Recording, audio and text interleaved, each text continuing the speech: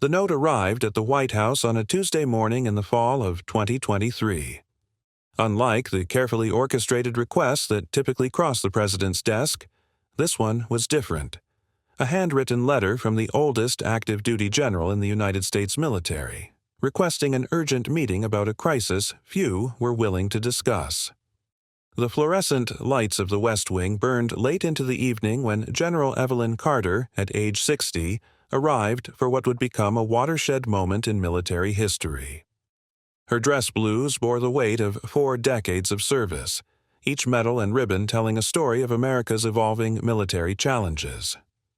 "We're losing a generation of warriors," Carter would later explain, her voice carrying the gravitas of someone who had spent more time in combat zones than behind a desk. Not just to enemy fire, but to battles that follow them home. The statistics backing her concern were staggering. According to recent Department of Defense data, military suicide rates had reached unprecedented levels, with 2023 marking the highest recorded number in 2 decades. Post-traumatic stress disorder, PTSD, affected an estimated 24% of returning combat veterans, while retention rates for junior officers had plummeted to historic lows. Carter wasn't there to deliver standard military briefings or strategic assessments. Her mission was more personal and more urgent. After 40 years of service, including commands in 6 major conflicts, she had come to propose a revolutionary overhaul of military leadership training, one that would challenge decades of traditional military doctrine.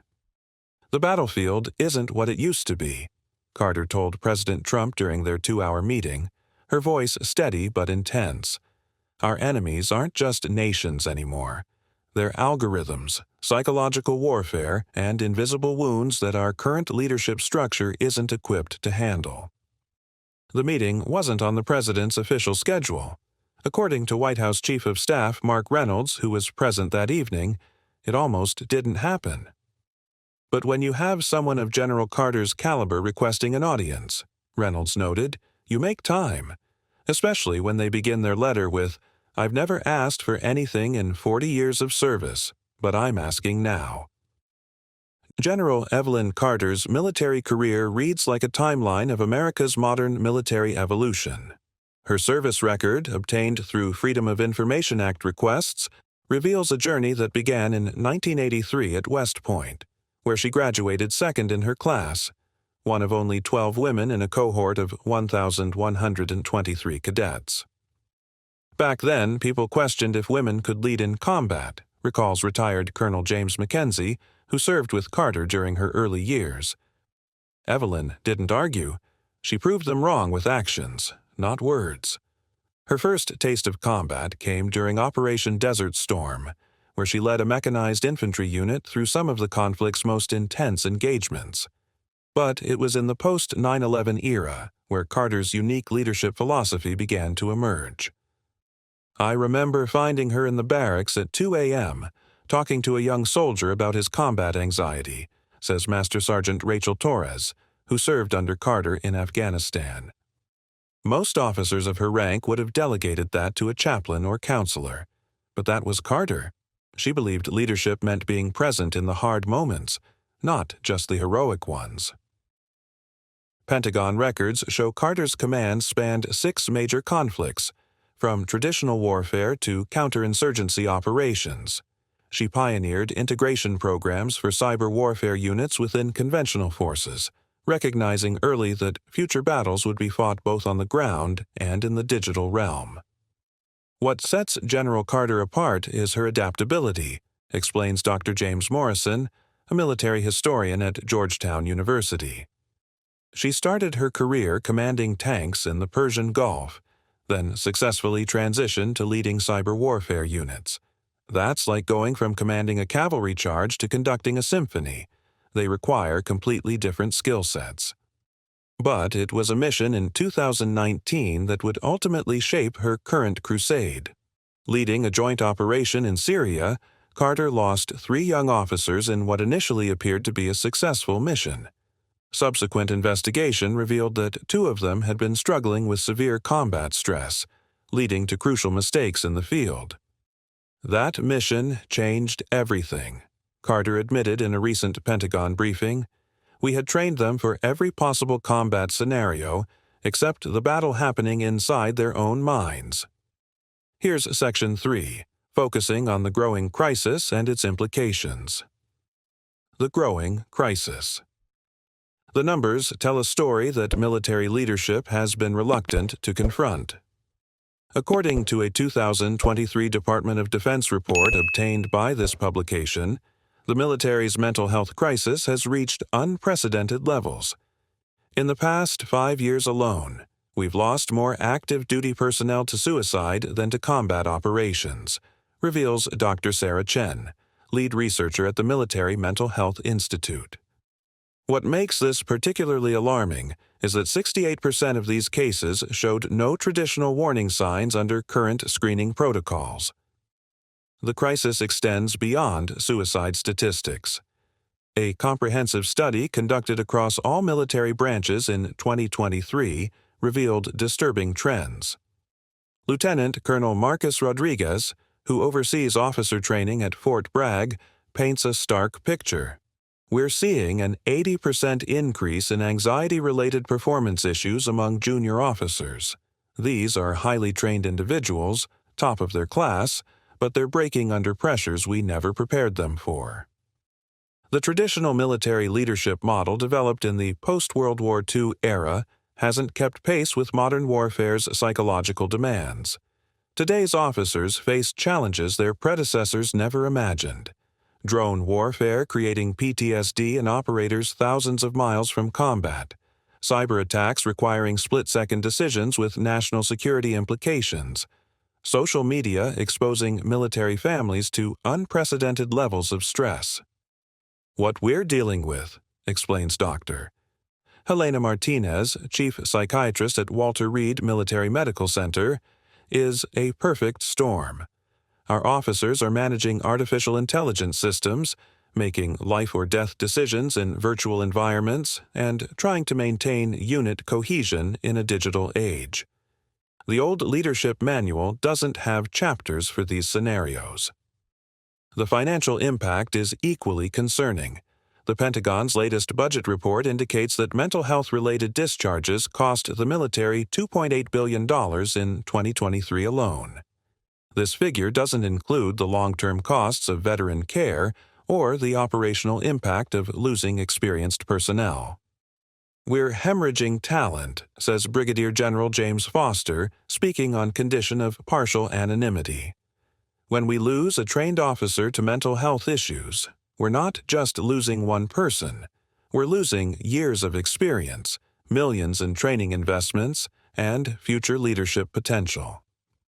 The September evening in the Oval Office began with an exchange that would set the tone for the entire meeting.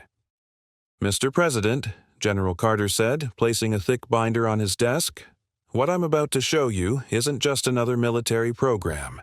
It's about preventing the next generation of military tragedies." President Trump, known for his directness, leaned forward. "You've got 20 minutes," he said. Carter would end up holding his attention for 2 hours. The presentation began with body camera footage from a recent training exercise. "Watch these officers," Carter instructed, playing a video showing young lieutenants struggling with a complex battlefield simulation. They're technically proficient, physically fit, but they're missing something crucial: emotional resilience under pressure. According to White House Chief of Staff Reynolds, the president's skepticism was evident initially. He asked the hard questions, Reynolds recalls, about costs, implementation timelines, proof of concept. But then Carter pulled out her ace: the pilot program results. The data from 3 military bases where Carter had implemented elements of her proposed changes was compelling: a 40% reduction in reported mental health incidents, a 35% increase in officer retention rates, a 55% improvement in unit cohesion scores. "But here's what really matters," Carter told the president, pulling out a stack of letters. These are from military families, parents who lost children to suicide after deployment, officers who left service because they couldn't handle the psychological toll, spouses who watched their partners become strangers. The room fell silent as she read excerpts. One letter from a recently retired major described watching his best officers leave service not because of combat stress, but because of inadequate leadership support for modern warfare's psychological demands. "We've spent billions upgrading our weapons," Carter argued, "but we're still using outdated methods to prepare our leaders mentally. It's like giving someone a smartphone but only teaching them to use it as a paperweight." President Trump, who had been taking notes, interrupted. "What exactly are you proposing, General?" Project Resilience, as Carter named her proposal, represents the most significant overhaul of military leadership training since the Cold War. The comprehensive program consists of 3 interconnected pillars: psychological resilience training, technological integration, and intergenerational mentorship. Traditional military training teaches you how to fight the enemy. Carter explained to the president, Project Resilience teaches you how to fight the battles inside your own mind and inside the minds of those you lead. The first pillar involves mandatory psychological training that goes far beyond current protocols. Under the new system, officers would receive intensive mental health education, including practical exercises in combat stress management, trauma response, and emotional intelligence. "Think of it as psychological body armor," explains Dr. Catherine Wells, one of the program's chief architects. "We're not just teaching them to recognize mental health issues, we're giving them tools to prevent psychological casualties before they happen." The second pillar addresses the technological gap that many veteran officers face. "We have 50-year-old colonels making decisions about AI-driven warfare," Carter told the president. "That's like having a World War I cavalry officer commanding a tank battalion." The solution? A revolutionary cross-training program where younger officers teach veterans about emerging technologies, while veterans share battlefield wisdom. Major David Chen, who participated in the pilot program, describes the impact. "I taught my colonel about cyber warfare. He taught me how to read a battlefield that isn't on a screen. We both became better officers." The third pillar, perhaps the most controversial, involves restructuring the entire chain of command to include mental health professionals at every leadership level. "We're not softening the military," Carter insisted when challenged. "We're strengthening it by acknowledging that mental resilience is as crucial as physical toughness." The pilot program's success at Fort Bragg caught the attention of military leadership worldwide. British and Israeli defense forces have already requested briefings on the program's methodology. "The numbers don't lie," says Colonel Sarah Martinez, who oversaw the Fort Bragg pilot. "We saw a 60% decrease in stress-related performance issues among participating units. More importantly, we saw officers becoming better leaders, more empathetic, more adaptable, more effective in modern combat scenarios." Resistance and future implications. Not everyone in military leadership embraces Carter's vision. "There's significant pushback from traditionalists," admits a senior Pentagon official speaking on condition of anonymity.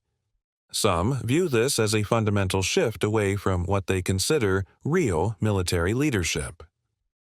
Critics argue that the program's $2.4 billion implementation cost could be better spent on weapons systems or traditional training. "We're not running a therapy clinic," one general officer stated in a closed-door meeting. "We're preparing warriors for combat." Carter's response to such criticism is characteristically direct.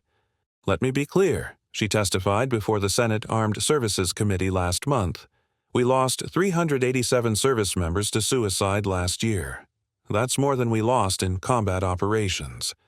Tell me again how addressing mental resilience isn't part of warfare." Support for Project Resilience has come from unexpected quarters. Silicon Valley tech companies, recognizing parallels with their own leadership challenges, have offered partnerships. Major defense contractors have begun incorporating psychological resilience modules into their training simulators. "This isn't just about preventing tragedies," says Dr. James Morrison, the Georgetown military historian. It's about creating a new generation of military leaders who can handle the complexity of modern warfare without sacrificing their humanity. The program received its first major test in October 2023, when a crisis in the South China Sea required rapid deployment of Navy combat units. Officers who had completed the pilot program showed significantly better decision-making under pressure, according to after-action reports. For Carter, now approaching mandatory retirement age, Project Resilience represents her final mission. "I'm not interested in leaving a legacy," she says. "I'm interested in saving lives." As implementation begins across all military branches, early indicators suggest Carter's vision may be transformative. Recruitment numbers have increased by 15% at bases where the program was piloted, with potential officers citing the new leadership approach as a key factor in their decision to enlist. "The face of warfare is changing," Carter concluded in our final interview. "Our enemies are no longer just nations or ideologies. They're psychological warfare, digital threats, and the invisible scars of combat. If we don't adapt our leadership to face these challenges, we're sending our people into battle with outdated armor." 3 months after President Trump's approval of Project Resilience, the changes are already visible at Fort Bragg, the program's first full-scale implementation site. Walking through the base on a crisp December morning, the signs of transformation are subtle but significant. "Look at that." Carter points to a group of officers gathered in what used to be an unused storage facility, now converted into a Leadership Integration Center. Inside, a 25-year-old cyber warfare specialist is teaching a veteran colonel about emerging AI threats, while the colonel sketches out traditional battlefield strategies on a digital board. The results are beginning to show in concrete ways. Major Lisa Chen, who oversees the base's officer training program, shares recent data. "Our emergency mental health interventions have dropped by 45% since implementation. But more importantly, we're seeing a cultural shift.